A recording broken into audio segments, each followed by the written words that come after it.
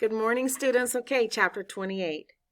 As summer came to North Country, group visits to the pond had become a daily event until the day Peter announced this morning, "Just Cole and I should go."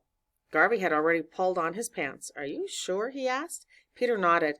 Garvey turned to Cole. "What do you think?" Cole eyed Peter and shrugged. "Doesn't matter to me." Again, Garvey asked, "Are you guys sure you're ready for this?" "Yes," Peter said, his voice firm. Cole nodded but found himself a little scared. "Okay, have a good soak," Garvey said.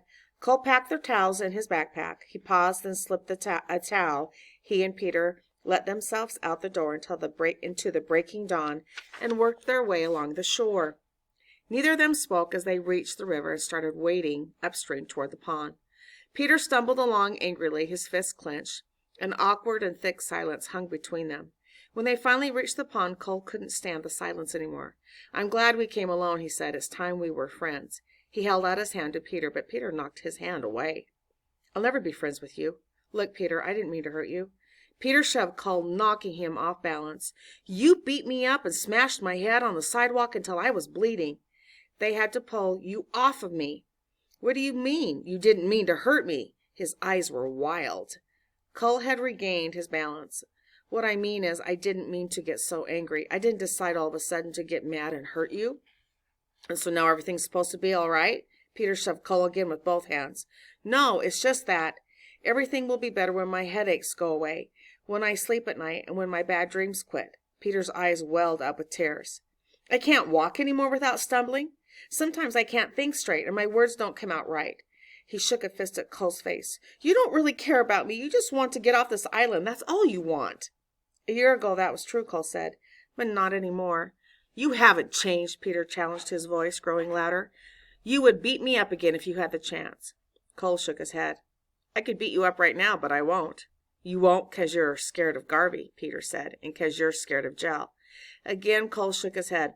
It's because I've had a lot of time to think.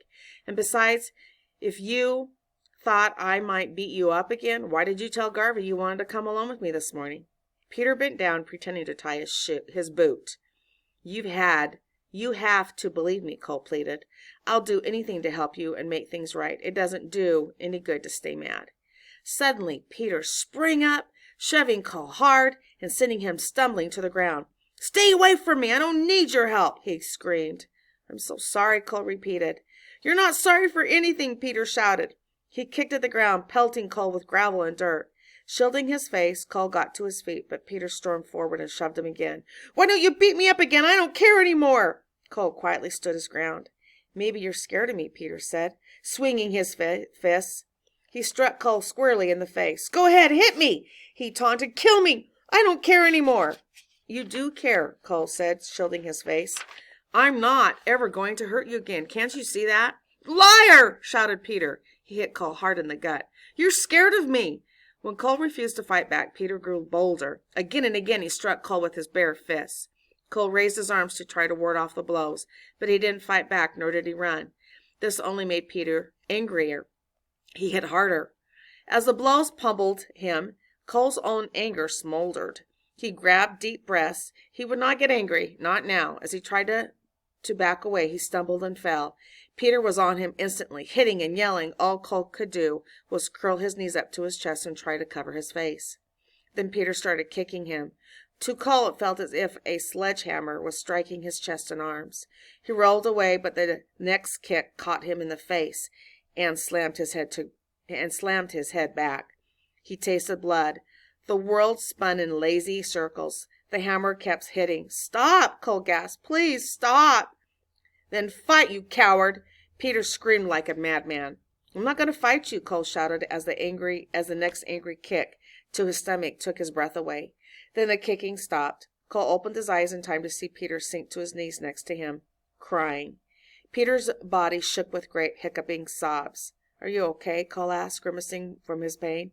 "I'm scared," cried Peter. "I'm so scared. My thinking gets me all mixed up, and I feel like the whole world is falling on me." Wincing, Cole sat up. "How can I make you believe that you don't ever have to be scared of me again?" "You just say that," Peter sobbed. "Peter, I'm not a bad person. I got mad at you because I was really mad at myself. I thought my dad beat me because I was worthless. Cole paused. The dances, carving the totem, carrying the ancestor rock, touching the spirit bear, it was all the same thing. It was finding out who I really was. You're a jerk, Peter sobbed. That's what you are. Cole fought back his own tears. I'm part of some big circle, and I don't understand. And so are you. Life, death, good and bad, everything is part of that circle. When I hurt you, I hurt myself too. I don't think I'll ever heal from what I did to you. But I'm sorry, Peter. I really am sorry. Peter knelt, crying. His body bent forward. Cole, not knowing what else to do, wrapped his arms around Peter's shoulder. For a long time, Peter let himself be hugged, leaning back into Cole. And that was when it appeared. Not 20 feet away, it stood watching them. The spirit bear. Look, Cole whispered, letting go of Peter. Peter still sniffled, staring down at the ground. No, look, Cole whispered louder again, nudging him. It's the spirit bear. Peter raised his head and stared, his mouth open in amazement. Will it hurt us? He whispered. No, Cole whispered back. We're not threatening it. You and I have both become invisible. Peter looked at Cole, puzzled. Never mind, I'll explain it to you later, Cole whispered. For a full minute the bear stood frozen in place, gazing at them. The chattering of a squirrel nearby echoed like thunder in the silence. Then, as suddenly as it appeared, the spirit bear swung its massive head around and ambled away, vanishing ghost-like into the trees. Peter drew in a deep breath, as if waking from a long sleep. Did we really just see what I think we saw? Cole smiled and shrugged. They say there aren't any spirit bears here, but I saw one, Peter insisted. Will anyone believe us? It doesn't matter what other people believe, think, or believe, Cole said. It's what you believe. That's what's important. That morning, as Cole and Peter soaked, a warm silence blanketed the pond. Afterward, they found a second ancestor rock so both could roll their anger down the slope. When they headed back to camp, Cole's face was swollen and he hugged his sore ribs with an elbow. Are you okay? Peter asked. Cole licked at his numb and swollen lip and grimaced. Still he smiled. I'd hate to go through that again. Peter walked without speaking. When they arrived back to the camp, Cole broke the silence. Standing beside the totems, he explained to Peter that being invisible was being a part of life's circle and accepting it. This morning, when we forgave each other, we also forgave ourselves, he said. We allowed ourselves to become part of the big circle. That's why we saw the spirit bear. What makes you think I forgave you? Peter said. Cole pulled off the backpack. I have something I want to give you, he said. He took out the folded towel. Garvey gave this to me as a symbol of friendship and to show he trusted me. He handed the towel to Peter. Now I want you to have it.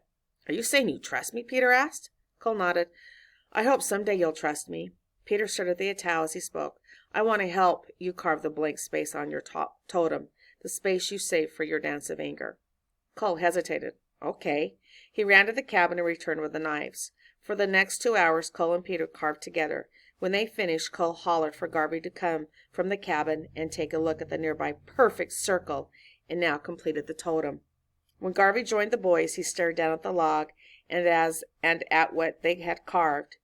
You carved a perfect circle, he said, a soft smile tugging at his lips. Why a circle? Cole and Peter glanced nervously at each other, neither wanting to speak. Could it be because every part of a circle is both a beginning and an end? Garvey asked. And everything is one. Peter shrugged awkwardly and grinned at Cole. A circle is all I could teach him to carve. Cole smiled and nodded. I'm a slow learner, but I'm working on it. Okay, that's the end, class. I hope you enjoyed this book as much as I do. I would love for you guys, maybe if you get time, to just send me an email. Tell me what you think. Do you think the book ended like you thought it might end or whatever? But here's an author's note I want to read. Circle justice has been practiced by native cultures for many centuries. Only recently has the concept been given a chance to work within some modern U.S. judicial systems. It may be argued that a beating victim would never be sent to an island to face his attacker, as portrayed in this novel. The strength of circle justice, however, comes from creativity of the individual members within each healing circle. I would hope that in real life, any healing path would remain a possibility. Spirit bears actually do exist off the coast of British Columbia. I have refrained from describing exactly where they are in an attempt to preserve their threatened privacy and habitat. During the research of this book, however, a 300-pound male spirit bear actually approached to within 20 feet of where I stood. It was indeed a magnificent sight, one worth preserving for future generations. Okay, and then we'll be doing our next reading soon, and I want to show you. Ben Michelson is the author, is the winning of International Reading Association Award, and Ben and his wife Melanie live in a log cabin near Bozeman, Montana, with a 700-pound black bear that they adopted and raised for the last 17 years. And here is a picture of them. I wanted you guys to see this. Can you see that? Let's see. Let me put it right there. Oh, let's put it here. Oh, let's put it here. Can you guys see that? That is his picture of him and his bear. Ah, isn't that precious? Anyway, all right, guys. Wait for our next book.